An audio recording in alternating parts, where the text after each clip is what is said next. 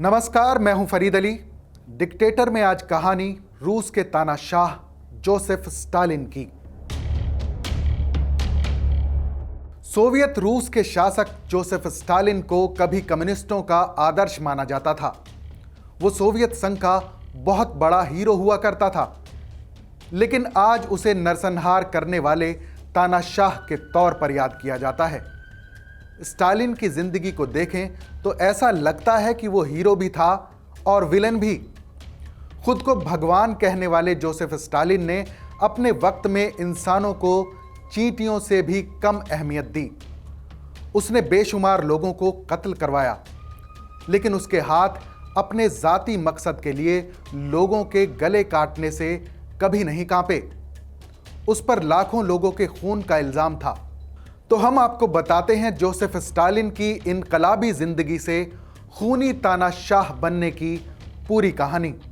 ये बात काफी दिलचस्प है कि दूसरे विश्व युद्ध में हिटलर जैसे ताकतवर तानाशाह को शिकस्त देने वाला जोसेफ स्टालिन खुद एक ऐसा तानाशाह बना जिस पर लाखों लोगों को बेरहमी से कत्ल करने का इल्जाम है।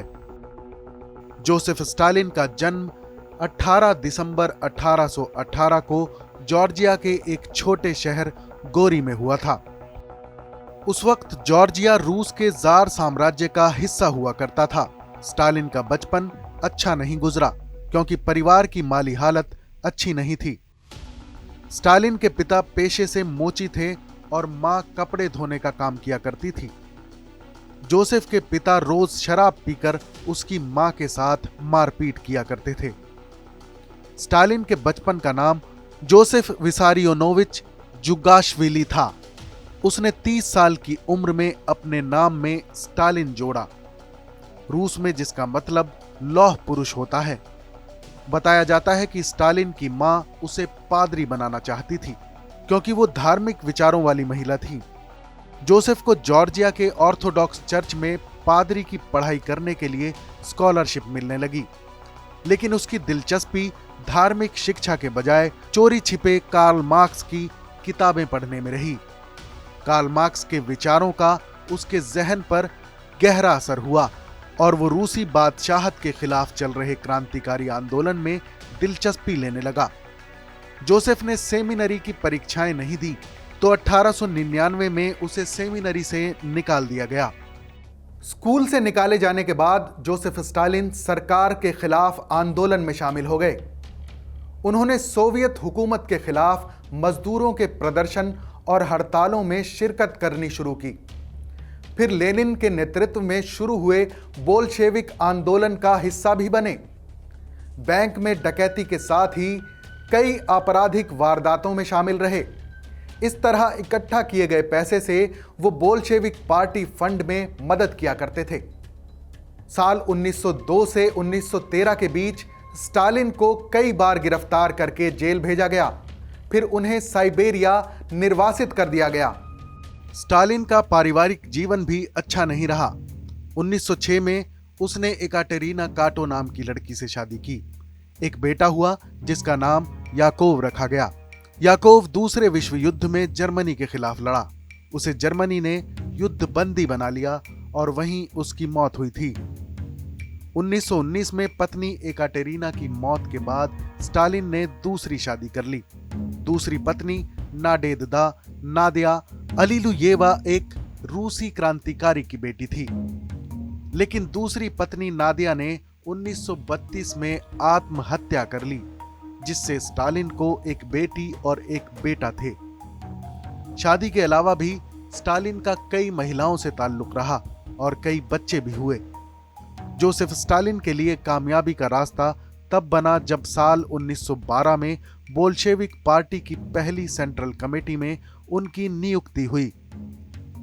फिर नवंबर 1917 में बोल्शेविक पार्टी को रूस की सत्ता मिली। सोवियत संघ की स्थापना 1922 में हुई और लेनिन उसके पहले राष्ट्र प्रमुख बने। स्टालिन का कद पार्टी में बढ़ता रहा और 1922 में वो कम्युनिस्ट पार्टी की सेंट्रल कमेटी के सेक्रेटरी जनरल बना दिए गए। अब सरकारी नौकरियों में स्टालिन ने अपने लोगों की भर्ती की और अपनी राजनीतिक बुनियाद को मजबूत किया। 1924 में लेनिन की मौत के बाद स्टालिन ने अपने सियासी दांवपेंच से अपने तमाम विरोधियों को चारों खाने चित कर दिया और कम्युनिस्ट पार्टी पर कब्जा करके बाद में वो सोवियत संघ के निरंकुश तानाशाह बन गए।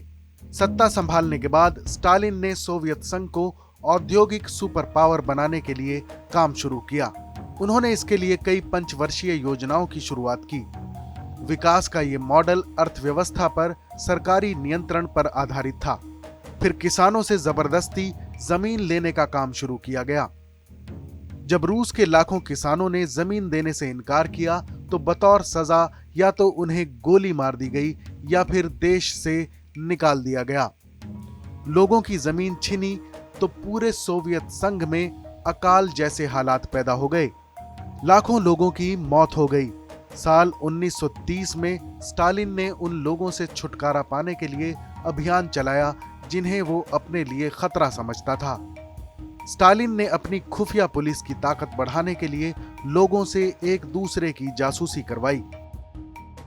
जोसेफ स्टालिन की ताकत और दिखावे की भूख बढ़ती जा रही थी। उसने अपने व्यक्तित्व को बढ़ा चढ़ाकर पेश किया और सोवियत संघ में कई शहरों के नाम उसके नाम पर रख दिए गए। इतिहास की किताबों को दोबारा लिखा जाने लगा जिनमें स्टालिन को नायक के तौर पर पेश किया गया। कला, साहित्य और संगीत में उसकी चापलूसी की जाने लगी। स्टालिन का नाम सोवियत संघ के राष्ट्रीय गीत का हिस्सा बना दिया गया। सरकार ने उस वक्त सोवियत मीडिया को भी अपने कब्जे में ले लिया था। दूसरे विश्व युद्ध में हिटलर को हराना स्टालिन की सबसे बड़ी उपलब्धि मानी जाती है। दूसरा विश्व युद्ध शुरू होने से पहले साल 1939 में स्टालिन और हिटलर ने आपस में एक समझौता किया था। इस समझौते के मुताबिक जर्मनी और सोवियत संघ एक दूसरे पर हमला नहीं करेंगे। उन्होंने पोलैंड और रोमानिया के साथ ही एस्टोनिया, लातविया और लिथुनिया जैसे बाल्टिक प्रदेशों पर कब्जा कर लिया। इसके बाद फिनलैंड पर भी हमला कर दिया। फिर जून 1941 में जर्मनी ने नाजी सोवियत समझौता तोड़ दिया और सोवियत संघ पर हमला कर दिया। जर्मन फौज जब मास्को पहुंची तो स्टालिन वहीं मौजूद थे। उन्होंने नाजी सेना पर जोरदार हमला करने का आदेश दिया। 6 महीने से ज्यादा चले इस युद्ध में सोवियत संघ का पलड़ा भारी हो गया और जर्मनी की हार हुई।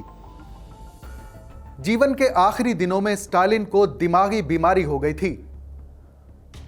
5 मार्च 1953 को एक स्ट्रोक पड़ा और स्टालिन की मौत हो गई।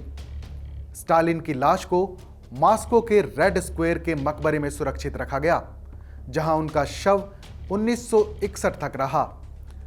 फिर जब स्टालिन के उत्तराधिकारी निकिता खुश्चेव ने सत्ता की बागडोर संभाली तो रूस को स्टालिन के असर से आजाद करना शुरू कर दिया। इसी मुहिम के हिस्से के तौर पर स्टालिन के शव को मकबरे से निकाल लिया गया और क्रेमलिन की दीवार के पास दफन कर दिया गया। यह थी कहानी जोसेफ स्टालिन की। जल्द ही फिर मिलेंगे एक और डिक्टेटर की कहानी के साथ। तब तक आप देखते रहिए TV9 भारतवर्ष।